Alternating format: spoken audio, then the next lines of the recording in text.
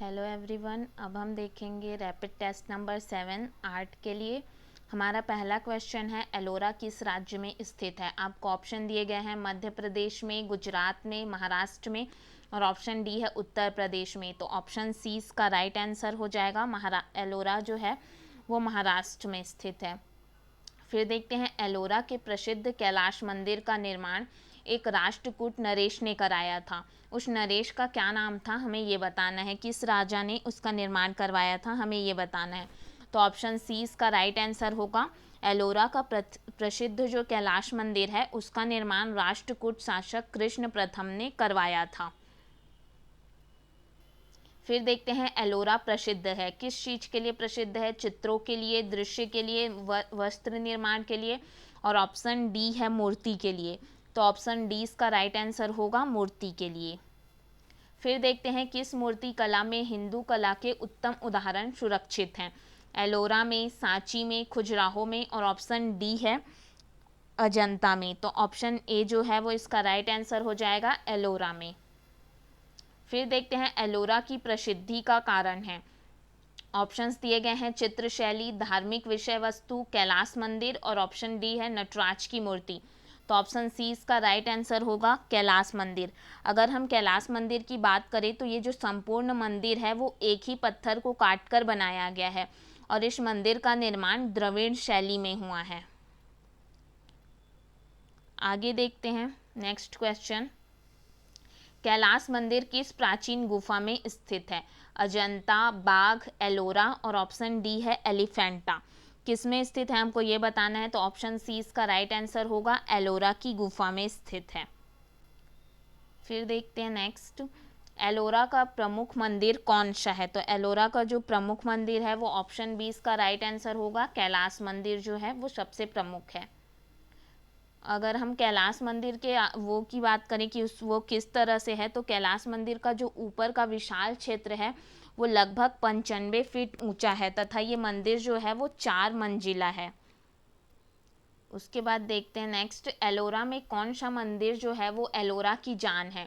तो option C इसका right answer होगा, कैलाश का मंदिर। फिर देखते हैं, कैलाश मंदिर के मध्य में क्या स्थापित है। ऑप्शन आपको दिए गए हैं गणेश, शिव, पार्वती, ऑप्शन सी है शिवलिंग और ऑप्शन डी है पार्वती। तो जो कैलाश का मंदिर है वो भगवान शिव को समर्पित है और इसके मध्य में एक बड़ा सा शिवलिंग स्थापित है। ऑप्शन सी जो है इसका राइट आंसर हो जाएगा। फिर देखते हैं, ब्रह्मा, विष्णु और महेश की त्रिमूर्ति वाला स्थापत्य कहाँ अवस्थित है। अजंता गुफा में, एलिफेंटा गुफा में, एलोरा गुफा में और ऑप्शन डी है कालरा गुफा में। तो ऑप्शन बी इसका राइट आंसर हो जाएगा, एलिफेंटा गुफा में स्थित है। अगर हम एलिफेंटा गुफा की बात करें तो ये भारत के महाराष्ट्र में स्थित मुंबई का जो गेटवे ऑफ इंडिया है उससे लगभग 12 किलोमीटर दूर स्थित है, जो कि अरब सागर के पास में है। और यहाँ जो त्रिमूर्ति वाली बात हो रही है, तो जो यहाँ शंकर भगवान के भी विभिन्न रूप और क्रियाओं को दर्शाया गया है उसकी भी मूर्तियाँ हैं। तो इसमें शिव की एक त्रिमूर्ति वाली प्रतिमा भी स्थापित की गई है। त्रिमूर्ति का अर्थ ये है कि वह आकृति जिसमें ब्रह्मा, विष्णु और महेश तीनों को एक ही ग्रीवा पर 3 शीश के रूप में चित्रित किया जाता है। तो ये कहाँ स्थापित है आपको ये बताना है। तो ये एलिफेंटा गुफा में देखने को मिलता है। फिर देखते हैं, एलिफेंटा गुफा कहाँ स्थित है। ऑप्शन दिए गए हैं महाराष्ट्र में, गुजरात में, उड़ीसा में और ऑप्शन डी है राजस्थान में। तो एलिफेंटा गुफा जो है वो मुंबई, महाराष्ट्र में स्थित है। फिर है, एलिफेंटा गुफाएं किससे घिरी हुई है। पहाड़ों से, नदी से, समुद्र से और ऑप्शन डी है पहाड़ियों से। तो ऑप्शन सी इसका राइट आंसर हो जाएगा। ये जो है अरब सागर के आसपास स्थित है, तो ये समुद्रों से घिरी हुई है।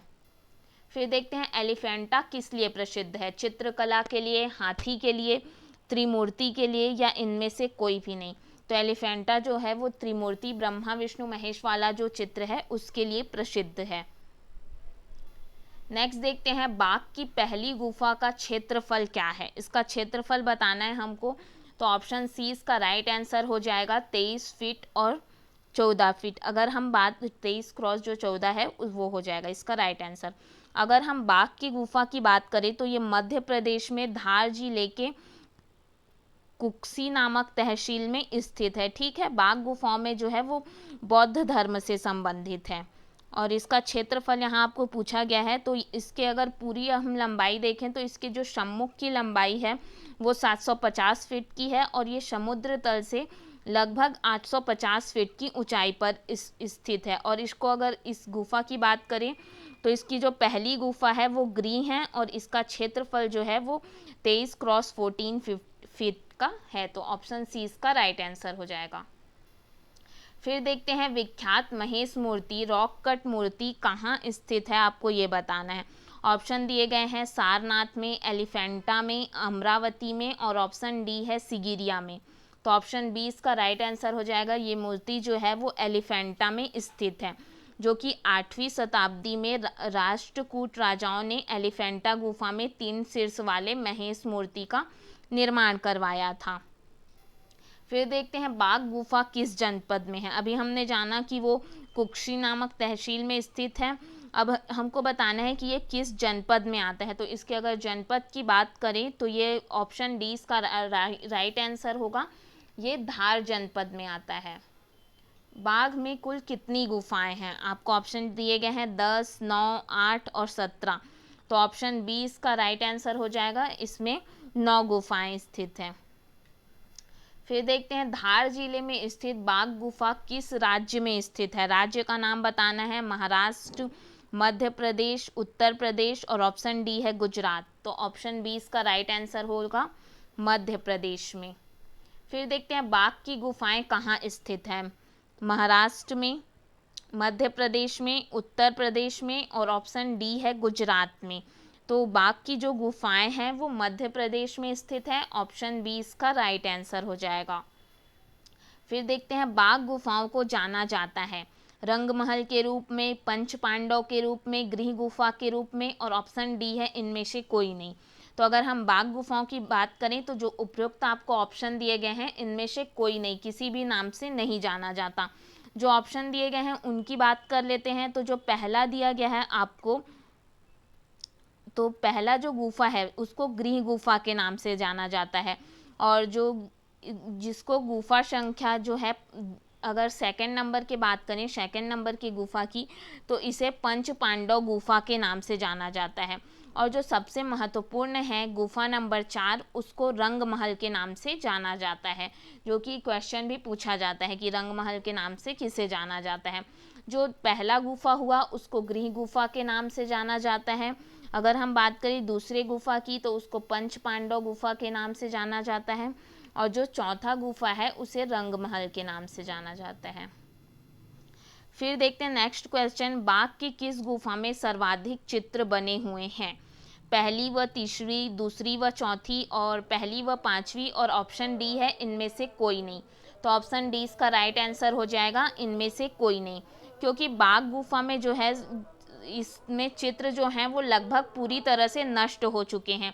केवल कुछ ही हैं, जैसे 4 और 5 में कुछ चित्र बने हुए दिखाई देते हैं जो कि अभी क्षतिग्रस्त हो गए हैं। नेक्स्ट देखते हैं गायिकाएं चित्र। नेक्स्ट क्वेश्चन है गायिकाएं चित्र बाघ गुफा के किस संख्यक गुफा के सामने चित्रित किया गया है। ऑप्शन दिए गए हैं गुफा संख्या 8, गुफा संख्या 4, गुफा संख्या 3 और ऑप्शन डी है गुफा संख्या 6। तो ऑप्शन बी इसका राइट आंसर हो जाएगा, गुफा संख्या 4। गायिकाओं का जो चित्र है वो बाघ गुफा के गुफा संख्या 4 के सामने चित्रित किया गया है। इसमें जो है स्त्री गायिकाओं के जो 2 दल हैं उनको चित्रित किया गया है। पहले दल में 7 स्त्रियां जो हैं वो एक अन्य 8वीं नर्तकी के चारों ओर घेरे हुए खड़ी हुई हैं और जो दूसरा दल है उसमें एक नर्तकी जो है वो 6 स्त्री गायिकाओं को घेर कर खड़ी हुई है। नेक्स्ट क्वेश्चन देखते हैं, बाघ गुफा चित्रों में किस शैली का प्रभाव है। ऑप्शन दिए गए हैं मुगल शैली का, अपभ्रंश शैली का, ऑप्शन सी है अजंता शैली का और ऑप्शन डी है राजपूत शैली का। तो ऑप्शन सी इसका राइट आंसर होगा, अजंता शैली का। बाघ गुफा चित्रों पर अजंता शैली का प्रभाव देखने को मिलता है, क्योंकि जो बाघ गुफा चित्र हैं उनके लिए जो प्रयुक्त किया जाता है टेम्परा विधि, इसका उपयोग अजंता के चित्रों में भी किया जाता है। नेक्स्ट है असित कुमार हल्दर और नंदलाल बोस ने किस सन में बाघ गुफाओं की प्रतिलिपियां बनाई थी। ऑप्शन दिए गए हैं 1920 में, 1921 में, 1922 में और 1917 में। तो ऑप्शन 20 का राइट आंसर होगा 1921 में। नेक्स्ट क्वेश्चन है, बाघ गुफा के भित्ति चित्रों को बनाने में किस तकनीक का प्रयोग किया गया है? ब्यूनो तकनीक, सिक्को तकनीक, इटालियन ब्यूनो तकनीक और ऑप्शन डी है ग्लू चित्रण तकनीक। तो ऑप्शन डी इसका राइट आंसर हो जाएगा ग्लू रंग चित्रण तकनीक। बाघ गुफाओं की जो चट्टानें हैं वो भुरभुरे बलुए पत्थर की होती है जो शीघ्र ही नष्ट हो जाती है, इसलिए इस भित्ति पर चूने का प्लास्टर चढ़ाकर टेम्परा रंगों से इनका चित्रण किया जाता है और कुछ कुछ चित्रों में यहाँ गोंद को पीसकर उसे रंगों से मिलाकर भरा जाता है। तो ऑप्शन डी इसका राइट आंसर होगा ग्लू रंग चित्रण तकनीक। Thank you.